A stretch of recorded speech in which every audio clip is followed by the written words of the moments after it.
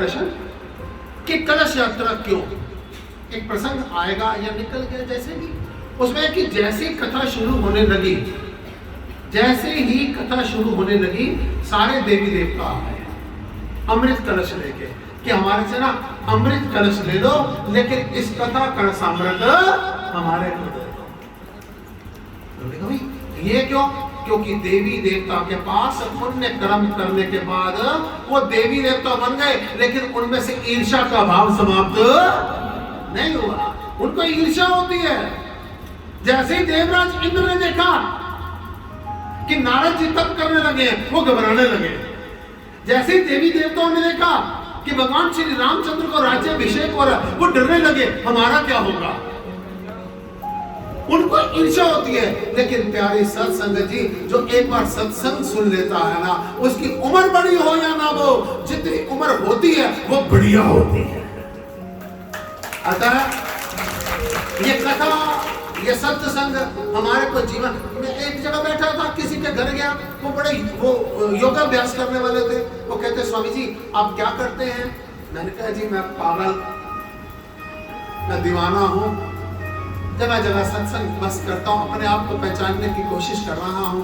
कहते स्वामी जी योग करवाया करो, जरा थोड़ा सा ना योग करवाया करो, सांसें बढ़ती हैं, सांसें बढ़ती हैं। मैंने कहा सांसें तो उस आदमी की मैंने देखी, उसने अपनी उम्र तो 5 साल बिता ली, लेकिन बहू के साथ इतने क्लेश थे, उम्र तो बढ़ गई, योग से ताकत तो आ गई, लेकिन मन की शांति समाप्त हो गई। हे प्रभु हमारे को सत्संग देना, और अगर योग देना तो आत्मा का परमात्मा के साथ योग देना। हे प्रभु अगर हमारे ऊपर कोई कृपा करना, हमारी उम्र चाहे जितनी मर्जी हो, लेकिन हमारे जीवन में आनंद की स्थिति हो।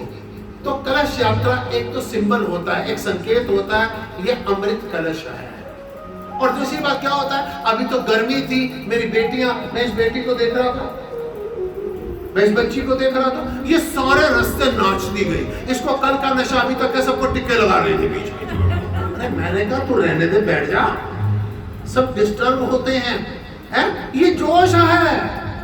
जैसे कभी भी सत्संग शुरू करना हो ना, उससे पहले हम क्या करते हैं, वो एक डॉक्टर के पास एक आदमी गया, डॉक्टर साहब भूख नहीं लगती। डॉक्टर साहब ने कहा ये ले बेटा एक गोली ले ले, एक गोली दे। अगले दिन भूख ज्यादा लगनी शुरू। फिर डॉक्टर साहब के पास गया, डॉक्टर साहब खाना हजम नहीं होता, कहते एक गोली और ले ले, इससे हजम होगी।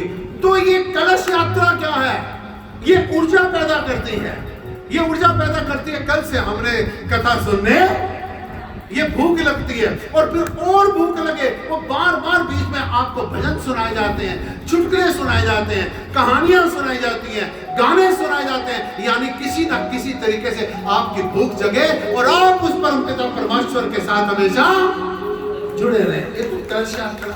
अब मेरे को कह रहे एक बात भाई, इस संसार में सबसे बड़ा आश्चर्य क्या है? काट के दोबारा